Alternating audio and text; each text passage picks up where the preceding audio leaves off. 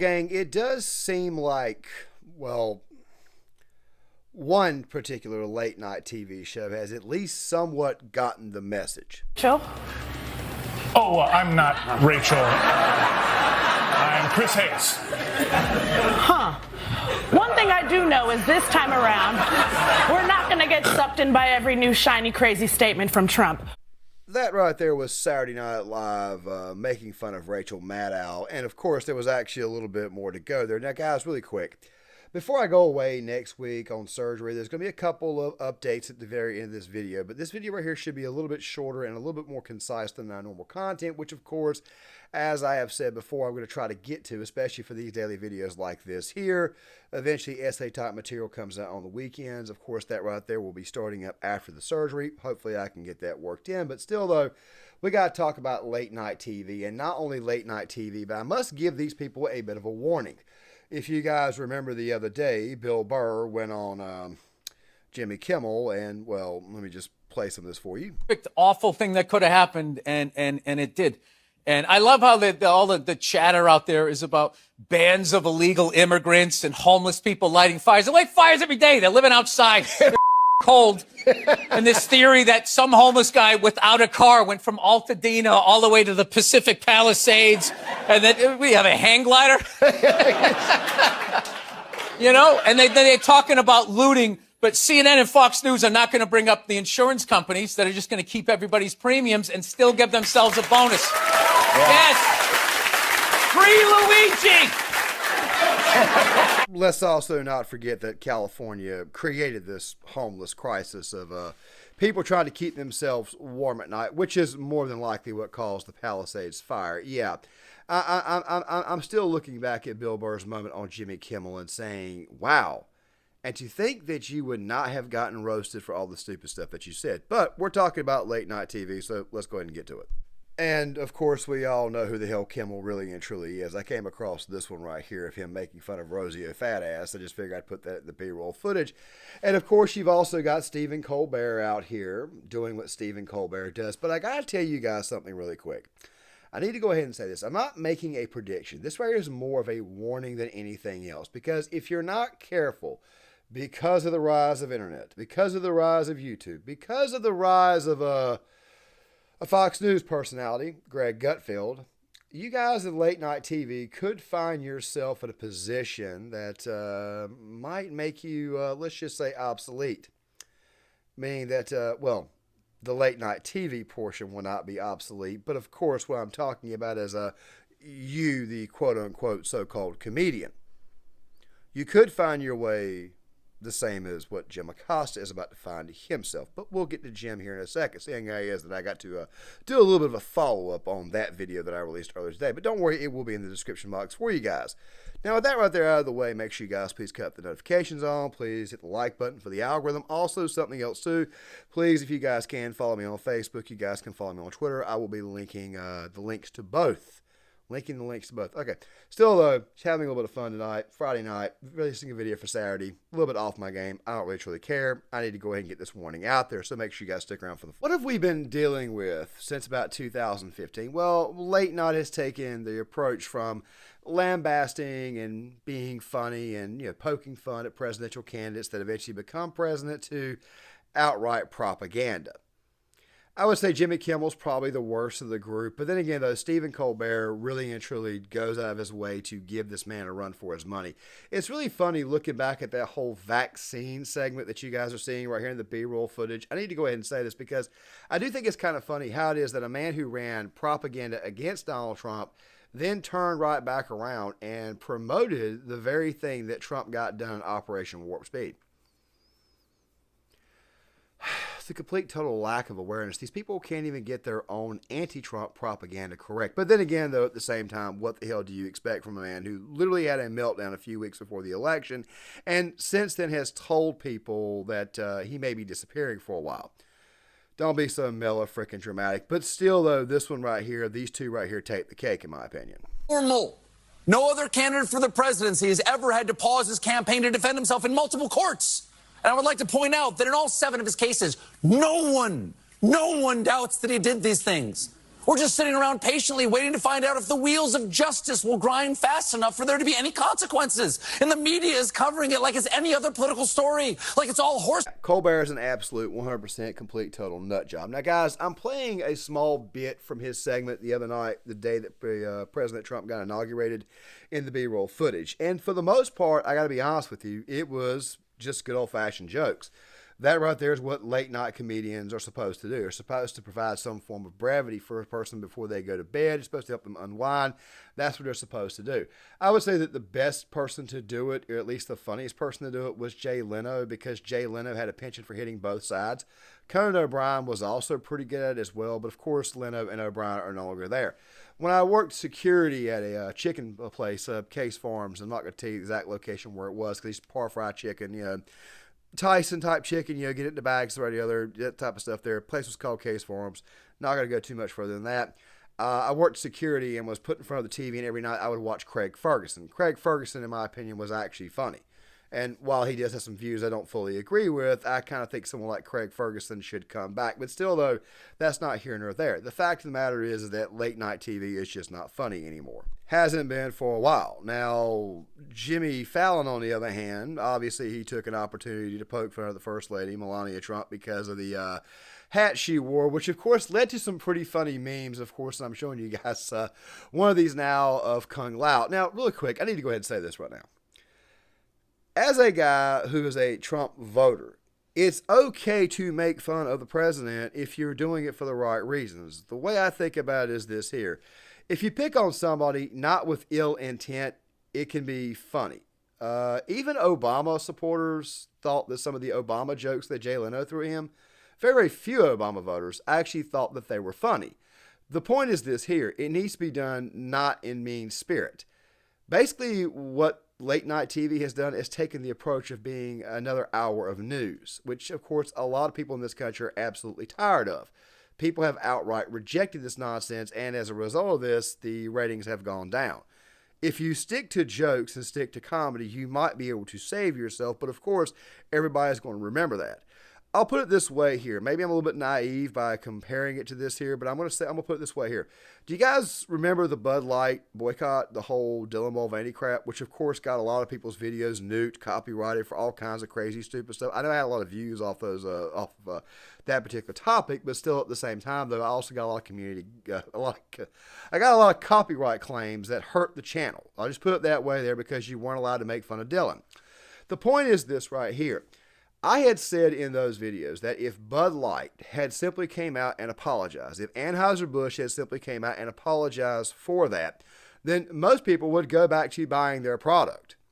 They would just simply make fun of Bud Light and Anheuser-Busch for going through a quote-unquote gay phase. They would have eventually forgiven the company. Now, the point is this right here. Most late-night comedians can be forgiven if they are, in fact, funny, which most of these guys really and truly are not. Even though Fallon's segment actually did get a bit of a chuckle out of me. Oh, thank you very much. After this, we're going to play Who Wore It Better, me, Melania, or the Hamburglar? Which, of course, goes back, and of course you guys heard that, it goes back to what I said before. If it's not done with malicious intent, it can be funny.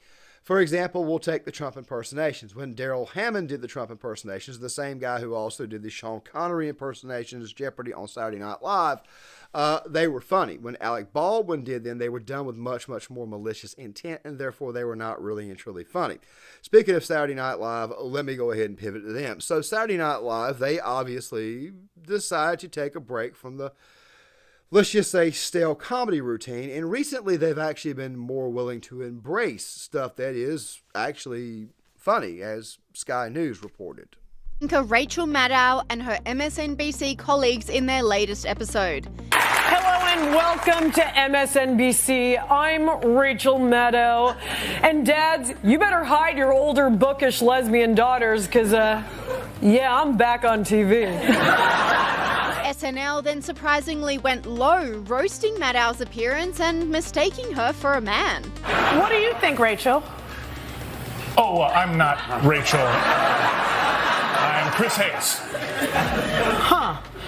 One thing thing I do know is this time around, we're not going to get sucked in by every new shiny crazy statement from Trump. The hilarious skit was met with laughter as well as confusion from online commentators who have become accustomed to SNL's woke comedy during the Biden administration. This commentator said, "Wow, they pivoted quickly, huh?" This commentator agreed, saying, "Whatever pays the bills, it would seem."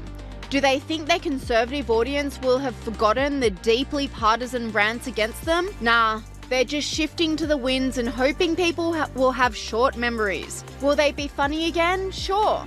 But let's be honest, they would gladly throw shade at conservatives if it became in vogue to do so again. Now, guys, there's something there at the very, very end that you guys heard about those tweets that I'll be bringing up towards the end of the video. So don't worry, I will get to that here real soon.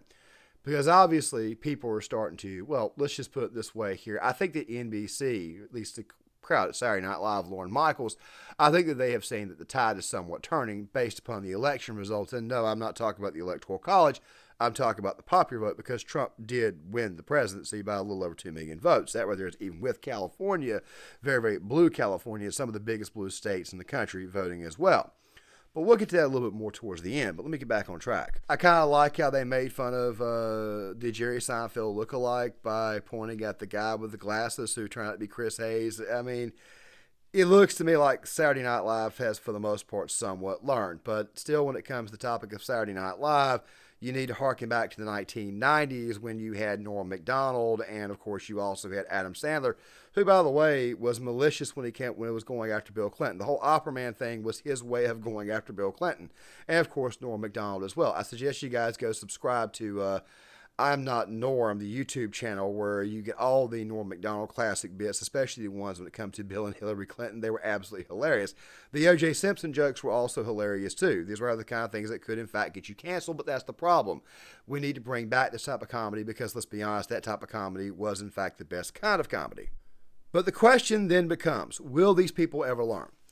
Well, before I answer that question, before I give you guys my answer to that there, I need to give you guys a stark warning. That right there being the late night community. Seth Meyers, Corden, whatever his name is. I think he's gone anyways. Colbert, all of these people. Don't be like Jim Acosta, who I talked about earlier this afternoon, which of course the video will be linked in the description box.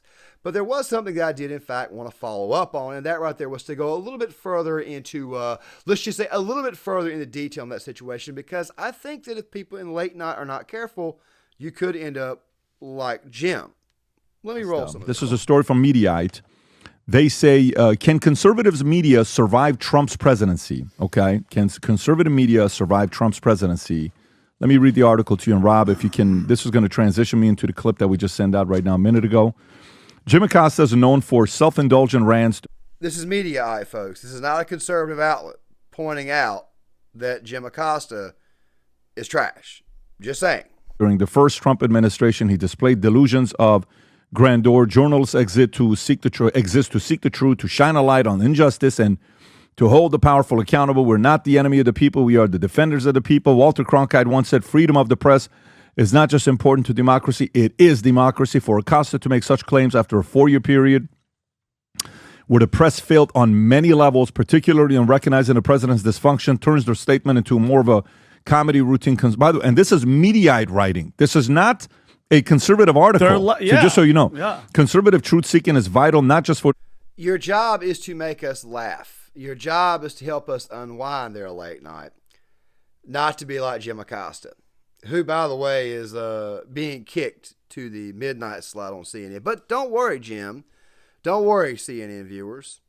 It's prime time on the West Coast, which, of course, kind of lines up perfectly with late night because most of it is, in fact, on the West Coast. But let's continue. Trump, Jim Acosta, threatens to quit after CNN demotes him to midnight slot. Acosta is reportedly considering leaving the network after being stripped of his 10 a.m. slot. Insiders say CNN wants to tone down theatrics as Trump begins his second term. Acosta's long history of clashes with Trump, including having his press pass revoked in 2018, reportedly made network bosses nervous. Tom. So Vinny, let's play a quick game. I love these. Vinny, you're the board of CNN. Okay, perfect. So now we're all set. Yeah. So, board, we have an issue here. What is it? We want to get rid of Jim Acosta. Okay. But we want to give him a $20 million severance by canceling his contract. $20 million. Is it okay if I pay him that? No. Oh, okay. I'll tell you. Wait. I got an idea. Go ahead. Let's put him at midnight and wait 3 months. He'll quit. That way we don't have to pay any severance. I love that idea, Tom. Perfect. Promotion for you. I'll get right on it. Thank you. You are going to see so many of these moves in media because CNN is broke. Now, I know what you're probably thinking, okay? You're probably thinking that Claymore here is going to say that a lot of these guys are going to end up a lot like Acosta. Well, that's the thing. You see, late night has turned into, like I said before, propaganda. It's turned into what I would call the news arm of the mainstream media because each and every single one of these basic network channels, like, say, ABC, NBC, CBS, they've turned almost into 24/7 news, a lot like what CNN is or what Fox News is. And by the way, as you know, Fox News, they have Gutfeld, so now they have somewhere where they can kind of branch off to and give you a side of a sort of a late night comedy feel. Fox News is actually doing it the correct way, even though I have my criticisms of Fox. The fact of the matter is this here. People are getting tired of the constant 24/7 propaganda coming from news stations or television stations that are supposed to provide some form of entertainment outside of the news, basically, is what I'm trying to say. Your job, like I said, is to be a comedian. Your job is to help people unwind. Your job is to entertain, not preach, which is exactly what late night comedy has turned into. That's what it's been, at least since 2015, 2016 timeframe. Some people actually argue that it actually happened much, much earlier than that. There was a bit back in 1977 on Saturday Night Live. I would have pulled up the clip, but I'll link it in the description box, where Chevy Chase said that he was very, very much against Gerald Ford becoming president, so therefore he hit him much, much harder, provide his own commentary. Every night again you can get away with that, but right now it's just constant 24/7. People just want to come home and relax and not have to deal with politics. So yeah, also to go on top of that, the overall message of that will be coming up here real soon because the American people kind of sort of spoke, and I don't just think it was over Kamala Harris. I also think it had to do a lot with, well, you'll see in a second. But it's the comments that came from Congressman Tim Burchett that really got everybody set off this past week. Let me run back through that one more time because this right here, once again, is a warning to late night TV. If you want to play this clip, it's this was night perfectly in the timed. ruts. Go ahead, Rob. Was at the White House covering the first Trump administration when they had rioting outside of the White House. I mean, that was covered on CNN. What you're saying, this is not Fox, Congressman. You can't just spin a tail and pull the wool over people's eyes. Yeah. This is CNN. This is the news. We are asking you to come on and tell the truth. And that's why more people are watching the Cartoon Network SpongeBob reruns right now, Jim. Look, I left the White House during a riot. My life has been threatened within the last few weeks, yet there's no coverage of that. And you all continue this narrative of attacking Trump. You just can't stand the fact that he won and that America spoke. Congressman, and that your view is very diminished. Okay, you obviously heard all that. The American people just may decide at 10 o'clock at night, 10:30 at night. Now, I understand that there are people out there with kids. There's parents out there with kids who have a hard time getting their kids to sleep or whatnot. Next thing you know, they're watching SpongeBob or whatever late at night. What if grown-ass men who aren't married or women who aren't married, what if they cut the late night TV off? What if they cut Colbert off, and what if they start watching SpongeBob, which, by the way, was on Nickelodeon, not Cartoon Network? What if they go to Cartoon Network and they start airing Robot Chicken reruns? I mean, seriously. I mean, what the hell's going to happen? What if Mike Tyson Tales come back? What if they do more episodes of that? What if they start running old episodes of, I don't know, maybe like G.I. Joe from the 1980s or Transformers or, Teenage Mutant Ninja Turtles. What happens if people start getting nostalgic about that and they choose that crap over late night TV? That right there's got to be pretty daggone embarrassing. So my warning to late night TV is this right here. Don't be Jim Acosta. Stick to jokes. Even if they're jokes about President Trump, I don't care. They can be good jokes. They can be bad jokes. Drop the crap. However, I don't think the American people will trust you because as the American people rejected the Democratic Party nominee this past election, they could also reject you. Hence the reason why it is that 77 some odd million people, they may not have just been rejecting the Democrats, They may have also been rejecting the media and woke culture as a whole, including late night TV. I mean, God knows The View is already this close to getting cut. I mean, hell, they got to read legal notes every episode. But do I honestly think that they'll do this? Do I honestly think they'll stick to jokes? I think that Fallon, I think it's possible he could. Colbert won't. He's too deranged. I don't think Kimmel will. Too deranged. Myers, I don't think so. Too deranged. Saturday Night Live, that one right there is going to be interesting. Because, believe it or not, at one time, Lorne Michaels was friendly with Republicans. And he was also friendly at one time with Donald Trump. So we shall see with that one. Now, guys, before I close the video, I am going to give you guys a quick update on something. It's about next week. I'm going to be out pretty much all week. Monday's videos are probably going to be one or two. It's whatever stories trending on the weekend like I normally do. But still, though, the updates will be there. The video that I had on OF being predatory, that video is going to be out on Tuesday. And hopefully on Wednesday, the video that I have on what's going to be happening in Hollywood will come out. Now, I may have one more video that may come out the following Thursday. I think this is probably going to be on my thoughts on the upcoming season 2 of The Last of Us. I'll probably have that video out on Thursday, or I may switch them up. I'm not entirely sure. But next week it's going to be one video a day, except for maybe Monday. But it all depends on how things work out this weekend. I should be good enough to take care of everything and be able to still do the videos. So make sure you guys stick around for the full bit. This video right here will be a rare Saturday release. Of course, I'm going to try to work these in over the course of the year before we fully transition into full-blown video essay style content. Still talking about sports for the most part, and of course what's going on in the media. But still, though, starting after the surgery when I'm in recovery, that is when we'll start doing a lot more writing. So make sure you guys stick around for all that there. Please hit the like button, subscribe, share the video, sign off in the comments. I'll see you guys later.